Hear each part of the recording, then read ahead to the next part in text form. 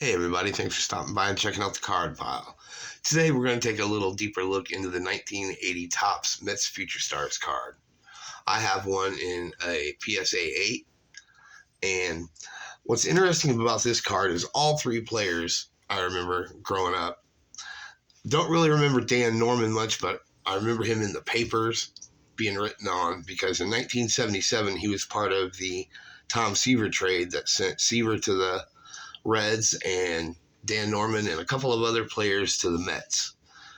And second is Mike Scott. He pitched from 1979 to 1991. He only had a 124 and 108 record, but he was a Cy Young Award winner.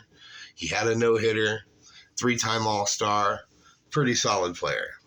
But the player I mainly want to talk about is in the middle, Jesse Orosco.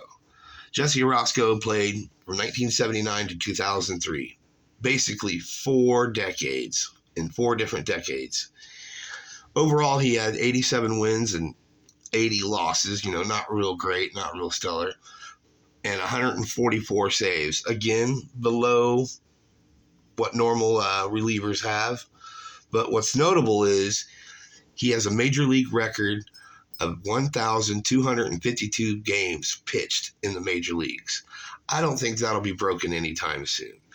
I mean, I remember as for the Mets and the Dodgers, he was always playing. It seemed like he started every game, especially for the Mets.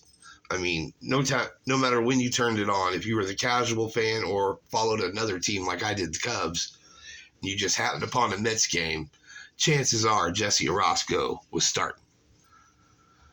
Just pretty crazy. I mean, 1,200 plus games. He was the 2-time All-Star, and he won 2 World Series, one with the Mets and one with the Dodgers. So I'd have to say that was a pretty remarkable career. I mean, not Hall of Fame, but Hall of really, really good. I mean, he played, like I said, 4 different decades. And he was just a workhorse, always on TV, always pitching. But yeah, I don't think the record will be broken of games pitched by anybody. So that's just my opinion. Let me know what you think about that record or any of the other players on this card. But yeah, Jesse Orosco, I picked this up for a pretty good price, like around $10. And, he holds the major league record.